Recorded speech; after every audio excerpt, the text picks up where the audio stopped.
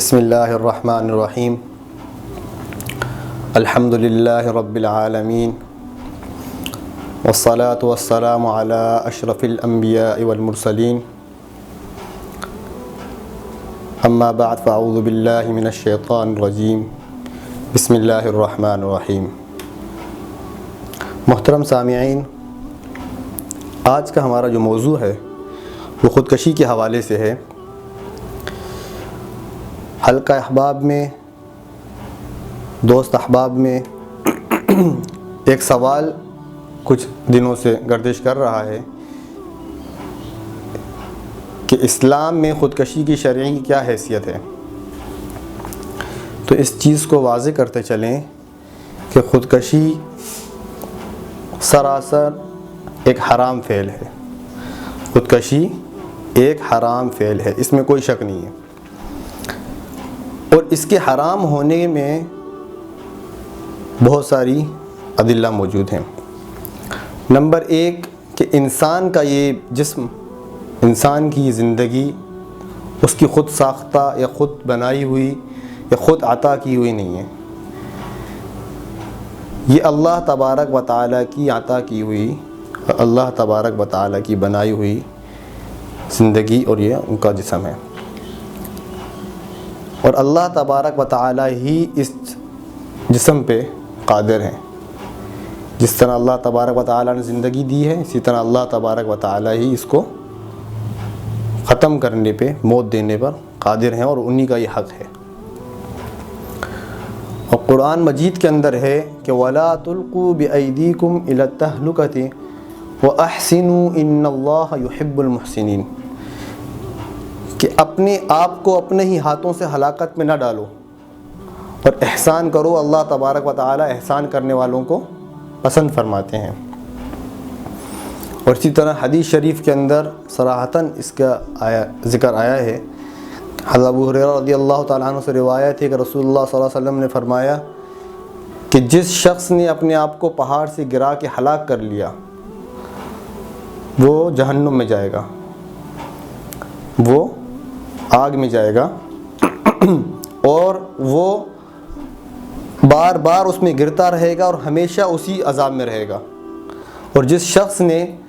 زہر پی کر یا کھا کر اپنے آپ کو ہلاک کیا تو قیامت والے دن اس کے ہاتھ میں زہر کی بوتل ہوگی یا زہر ہوگا، اور وہ اس کو کھاتا رہے گا اور وہ اس حالت میں ہمیشہ رہے گا۔ یا جس شخص نے اپنے آپ کو لوہے کے کسی ہتھیار سے قتل کیا، اپنے آپ کو ہلاک کیا، تو لوہے کا ہتھیار اس کے ہاتھ میں ہوگا، وہ اپنے آپ کو اس سے مارتا رہے گا اور اس عذاب میں ہمیشہ رہے گا۔ تو اس حدیث شریف سے بھی یہ معلوم ہو گیا کہ یہ فعل کرنے والا شخص چاہے کسی بھی عذر کی وجہ سے، کسی بھی وجہ کی وجہ سے اس نے یہ کیا ہو، وہ جہنم میں جائے گا، آگ کا ایندھن بنے گا، اور وہ اس سزا میں ہمیشہ ہمیشہ رہے گا۔ اب جہاں تک گزشتہ دنوں ہوئے ہوئے واقعے کا تعلق ہے کہ ہندوستان کی کسی لڑکی نے خودکشی کر لی، اور اس کا نام عائشہ بتایا جا رہا ہے، اور اس نے جو ہے نا سسرال سے تنگ آ کر مظالم و جہیز کی ڈیمانڈ اور مختلف چیزوں کی، اور ہمارا معاشرہ جو دین سے دور ہے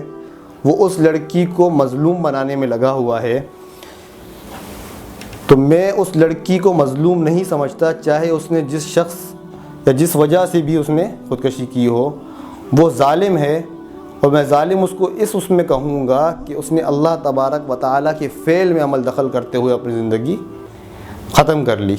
جس کا اس کو حق نہیں تھا۔ اللہ تبارک و تعالیٰ نے اس کو اختیار نہیں دیا اور اس نے یہ فعل کیا ہے، تو وہ مظلوم نہیں، ظالم ہے۔ مظلوم اس وقت ہوتی جب اپنے اوپر ہونے والے ظلم پہ صبر کرتی اور اس کا کوئی حل نکالتی۔ اور اس معاشرے میں ہمیں یہ چیز سوچنے کی ضرورت ہے کہ اس طرح کے جو واقعات ہو رہے ہیں اس کی وجہ کیا ہے اور ان کو کس طریقے سے روکا جائے۔ تو اس کے لیے ایک سیدھا سا قانون ہے، جب تک ہم اپنی زندگیوں میں اسلام نافذ نہیں کریں گے اور غیر مسلموں کے طریقوں کو اپنی زندگی سے نکال کے نہیں پھینک دیں گے، ہم کبھی اس طرح کے واقعات کو روکنے میں کامیاب نہیں ہو سکتے۔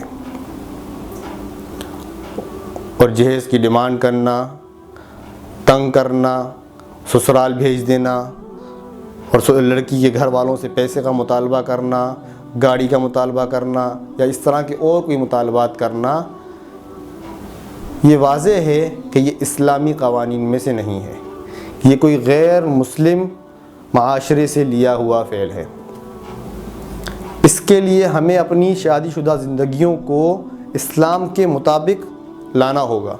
ہم اپنی شادیوں کو اسلام کے مطابق لے کر آئیں۔ اب اسی طریقے سے دیکھ لیا جائے کہ جب شادی ہوتی ہے تو مرد کے ذمہ اللہ تبارک و تعالیٰ نے مہر لگایا، عورت سے نہیں کہا کہ تم مہر دو، یہ مرد کا کام ہے۔ شادی کے بعد میٹھے کے طور پہ چھوارا کھلانے کی رسم ہے، یہ ایک سنت ہے اور یہ بھی مرد کی ذمہ داری ہے۔ اسی طریقے سے جو ولیمہ کھانا ہے، سنت ہے، یہ بھی مرد کی ذمہ داری ہے ولیمہ کھلانا۔ تو ان تمام طرح کے فعل سے یہ معلوم ہوتا ہے کہ کھانا کھلانا یا ہر چیز نان نفقہ اٹھانا یہ مرد کی ذمہ داری ہے، مال خرچ کرنے میں عورت یا عورت کے گھر والوں کا کوئی عمل دخل نہیں ہے، اور نہ ہی ان کا حق بنتا ہے۔ انہوں نے تو بچپن سے لے کر جس لڑکی کو پال پوس کے بڑا کیا وہ آپ کے حوالے کر دی، اب اس میں ان کا کیا حق ہے؟ انہوں نے تو اپنا لخت جگر آپ کے حوالے کر دیا، اس سے زیادہ وہ آپ کے لیے کیا کر سکتے ہیں؟ تو اب مرد کی ذمہ داری ہے کہ ہر طرح کا نان نفقہ اٹھائے اور اس کے اخراجات کو پورا کرے، اور اپنے اخراجات کو، اپنے گھر والوں کے اخراجات کو پورا کرے۔ اب یہ جو غلطیاں ہم سے ہو رہی ہیں معاشرے کے اندر، اس کے لیے ہم کو اسلامی قوانین اور اسلامی شریعت کے مطابق اپنی زندگیوں کو لانا ہوگا کہ ہماری شادیاں اسلام کے مطابق ہوں، سنت کے مطابق ہوں۔ اسی طریقے سے ہماری زندگیوں کے اندر شادی شدہ زندگی جو ہے یہ اسلام کے مطابق جب گزرے گی جب ہماری زندگیوں میں اسلام آئے گا۔ اور اگر ہم اس چیز کے لیے تیار نہیں ہیں، ہم نے اپنی زندگیوں میں ہندوانہ رسومات کو ہی ترجیح دینی ہے، ہم نے اپنی زندگیوں میں غیر مسلم معاشرے میں چلنے والی بیہودہ رسومات کو ہی ترجیح دینی ہے، تو پھر ہمیں اپنے ذہن سے یہ خیال نکال دینا چاہیے کہ ہماری زندگیوں میں کچھ سدھار آئے گا، یا ہم اس طرح کے واقعات کو روکنے میں یا کوئی کمی لانے میں کامیاب ہوں گے۔ جب تک اسلام کے مطابق ہماری زندگی نہیں گزرے گی تو اس طریقے کے واقعات ہمارے معاشرے میں ہوتے رہیں گے، اور بلکہ آج کم ہے کل زیادہ ہوں گے۔ تو اس میں یہ ہے، ایک تو ہمیں اس طرح کے کسی فعل کرنے والے کو مظلوم نہیں سمجھنا چاہیے۔ جو معاشرے میں جن کے ساتھ برائیاں ہو رہی ہیں مظلوم ہیں،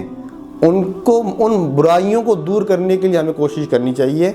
نہ کہ حرام فعل کو بڑھاوا دیا جائے۔ آج ہم ان کو مظلوم کہیں گے، ان کے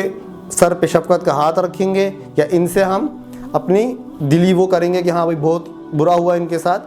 آج ایک ہے، کل 10 اس طرح کی لڑکیاں اپنی زندگی کو ختم کر لیں گی، اور جو کہ حرام فعل ہے۔ تو اپنی زندگیوں سے حرام فعل کو نکالنا ہے اور اسلامی قوانین کو اپنی زندگیوں میں لانا ہے، یہی اس کا ایک واحد حل ہے، اس کے علاوہ اس کا کوئی حل نہیں ہے۔ وآخر دعوانا الحمد للہ رب العالمین۔